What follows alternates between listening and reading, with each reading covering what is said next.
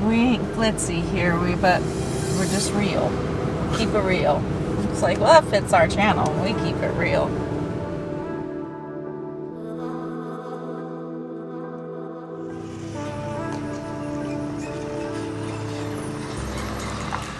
Welcome to Switch It Up. Today's kind of an exciting day. We're getting to share some information because we're at a Harvest Host. What are we going to talk about today? Well, I think in the RV world, there's a lot of unknowns. You just don't know. You don't know what you don't know. And when we first started out, we didn't know, but we jumped anyway, and then we ended up using Boondockers Welcome and Harvest Host. So yeah, let's talk about that experience, what that's like today. Oh, see, look at this. We're doing really well. This is almost like a polished intro. This is the first one. We actually sound like we're scripted or something. Yeah, it's good. We better just roll the intro. So we're not gonna don't jinx it. Roll the intro. We'll come back and give you some great tips. A man and a woman left their home to switch things up and go on the road. They didn't know where they would go, but it's gotta be better than staying home. They switched it up. They switched it up. And we're back. I'm kind of excited about this because Sheila's got some great details of something called Harvest Host and Boondockers Welcome, because they've combined, right? Well, they've combined forces, but they're still two separate memberships. So okay, there's I just thought of something. Oh boy. And here comes the unscripted part. Wait, before we go in great details on this, why is it important? I think most people that are in the RV world for a long time kind of know about these two things and these two memberships.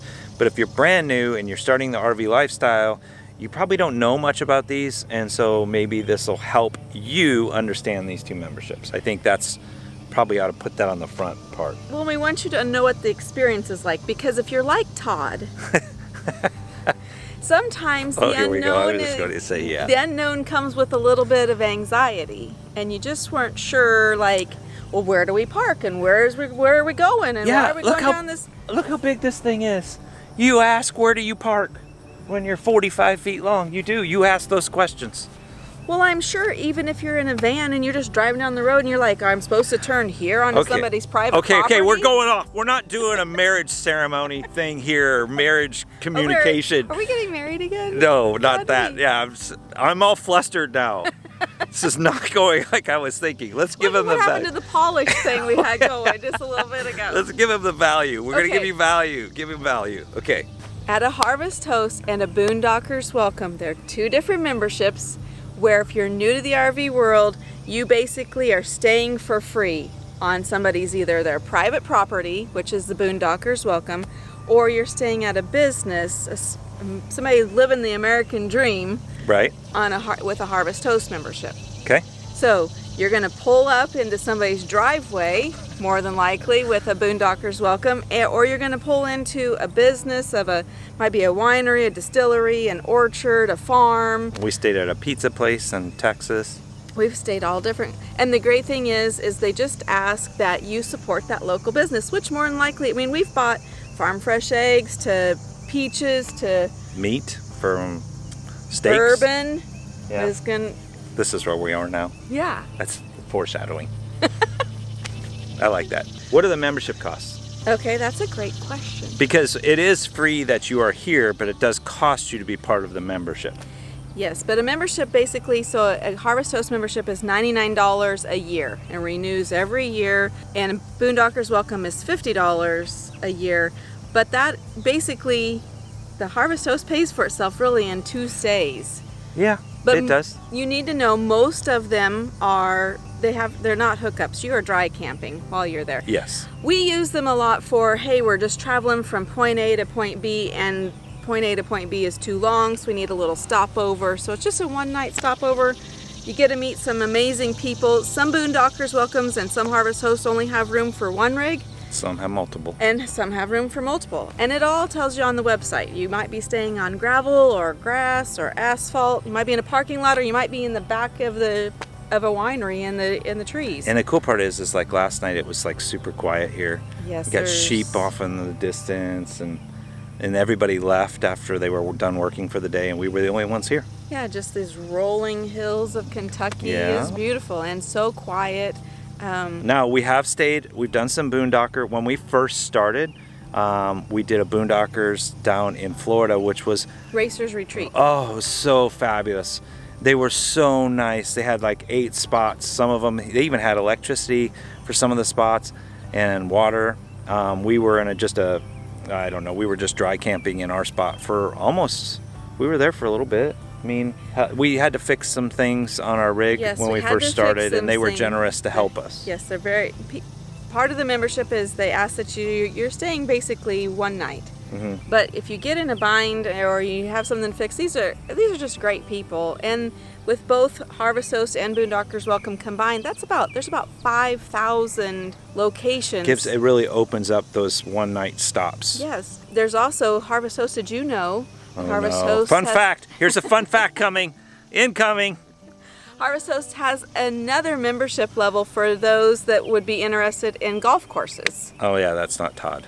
Although it would be very pretty. Yes. The golf course membership stuff, that would be very pretty. And you have access to spas and that sort of thing with that membership. And I don't remember how much it is. There's a link somewhere. Todd will put a link somewhere. Yeah, maybe. If I can find it. But as far as the 2 memberships go, when we first started out, they've been actually really good for us in our one night stopovers. Yeah, I mean, basically we started out with that's $150, and we've that's more than paid for itself. Oh, so just thought of this too. Switching arms. This is getting heavy. I gotta start working out more. Sounds like more kayak trips needed. Oh my goodness, don't go down that. If you haven't seen the video from Wisconsin Dells, that was oh my goodness, that was a kayaking experience. Speaking of that, we're going kayaking this week. Aren't you excited? Yeah, if it will not be like what we just experienced in that world. But I digress. I say that word a lot. What were you getting ready to say? You forgot now, didn't you? No, I did not, Oh, because it's very important. Okay.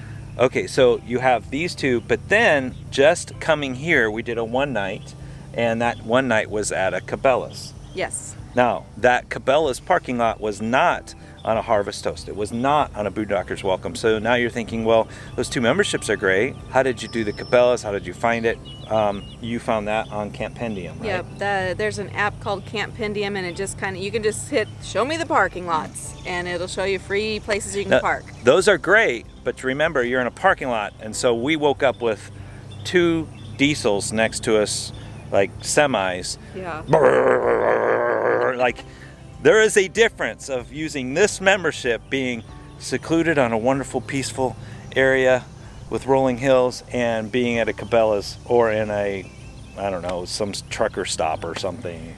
Well, there's a huge difference between the 2. There is a huge difference, and I love the Harvest Host because, one, you're going to meet some great people, and I love Boondockers Welcome, both just great people. You're possibly meeting other campers, and I don't know, there's just something about supporting people that are out living the American dream. Yeah, because we've been entrepreneurs. We've had multiple businesses through the course of time, so being able to support, the 3 boys, and we are going to go get a little. I'm looking forward to going to the barrels and tasting. I'm not a huge drinker by any means, but I do love a good whiskey.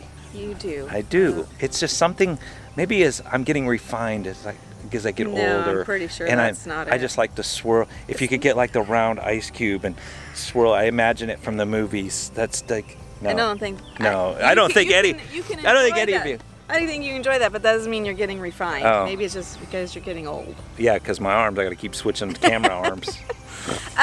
So how do you book these? That's another question. That's a people great ask. question that I'm not asking. Yes, because you don't do that. I don't do. She does all of our planning. This is true. There's 2 websites, and you just simply, all the details are there. How long of your rig can be to be there? Like some places we can't go to because we are too long. How long your rig can be, what type of parking it's going to be. You just simply look at where you're looking to stay. You submit, there's a request to stay button, and sometimes you request to stay through the system. Sometimes they ask you to text them or call them. Yeah, because you've called a few places. Yeah, and there's just everything is lined out for you on the website. You give them a call or email, and then they email you back and say, hey, this is good to go, and you add it to your list. This one we were coming to, and she was like, okay, I know we're leaving from Cabela's and going to where we're going, but they're requesting that we make sure to get there before 3 o'clock. Yeah, because they were getting ready to close. Yeah. We got here, figured out where we needed to park. So we request through that, try and think of any other things that would be important information. All the things. Well, while you're thinking of that, why Yeah. don't we go on a little tour and show them what this wonderful place is, and then we can wrap Okay. up at the end. How's that? Let's see if we can find the 3 boys. I don't know if the 3 boys are actually here. Well, let's see. Okay. Okay. Well, All we're right. going to find out. Okay. We'll find out the story behind 3 boys.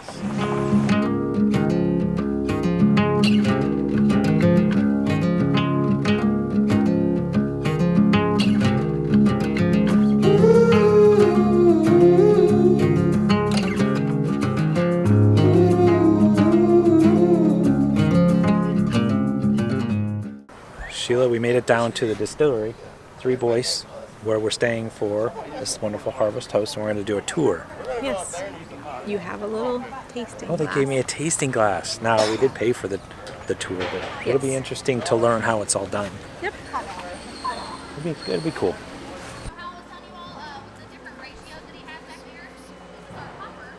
So then he's going to add in the corn, shoot it up to 200 degrees, start to break down the starches and sugars. So in the first couple hours that it's cooking, it tastes like a sweet corn pudding. When it's just corn in there, it tastes really good. Then he's going to lower it back down to 180 degrees and add in the flavoring grain. So that's usually either rye or wheat. Then the very last thing that he does in the cooker is lower it down to 85 degrees and add in the yeast at the very end. After that, all of that mash is going to get transferred into one of our open wood fermenters, where it's going to ferment for about 4 to 5 days. It takes a little longer for rye to break down everything in the rye, so it's about 5 days for rye. Beginning.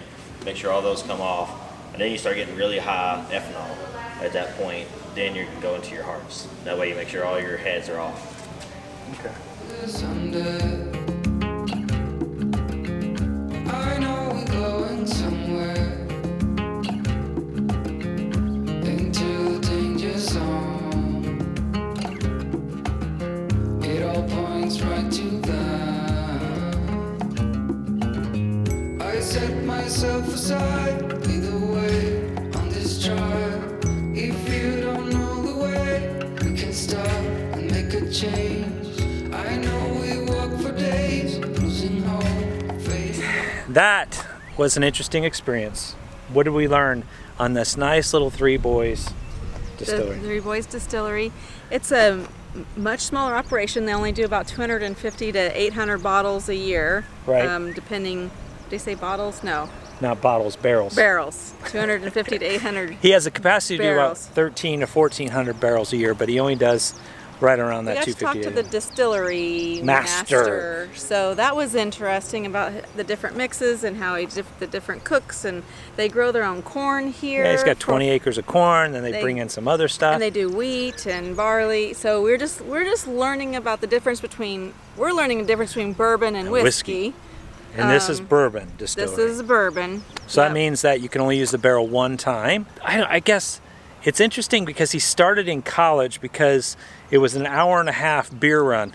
And he goes, why am I driving this far? So he just started to learn moonshine. Yep. And then he slowly learned more and more chemistry. General chemistry is what he graduated with, and then rest is history. And that's not the owner, he's the distillery master, but Right. the still itself was like, what was it, almost $400,000? Yeah, but I mean it's pretty large, but it's all the weight in copper. Yes, it's nuts. Yeah. That's what happens is you start small, you graduate, you learn more, different- learn more. Put things together, and So who knows? And you can only buy that here. It's not even sold in any stores. no liquor store, only here at the tasting. So we're gonna go up to the tasting room and see what you think. Yeah, it was kind of a cool experience back here. We could use the whiskey thief or the bourbon thief or whatever they call that to stick into the barrel itself and pour in, taste it. Even some of my tastings over in the barrels had like little char marks from the inside of the barrel. It was pretty cool. And it's much stronger back here, straight out of the barrel. That was like That's true. 125 proof on one of them. Oh, side note. You could actually bring a bachelor party here, Oh yeah, that'd be fun. and you can do your own stuff. You can put your own label on it. You can put your own special wax on it. So they do a lot of bachelor parties. Or if you had a business that you could actually have Bottle them your own. bottle your own and put your own label on it. Yeah, that's kind of cool. Yeah, it's a little side info.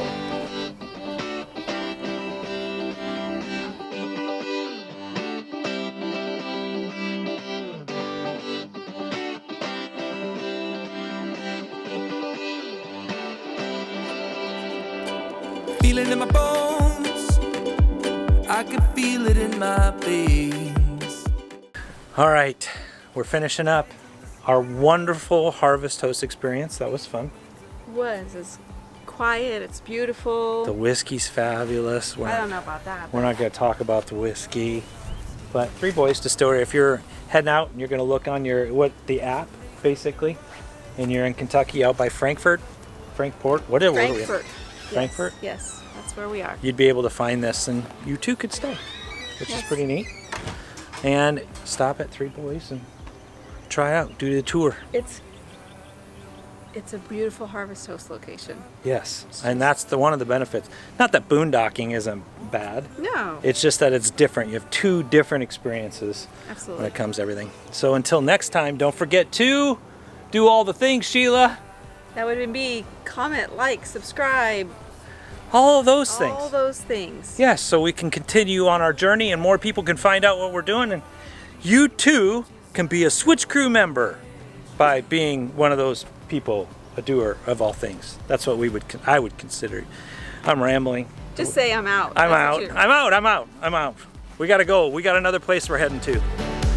Out.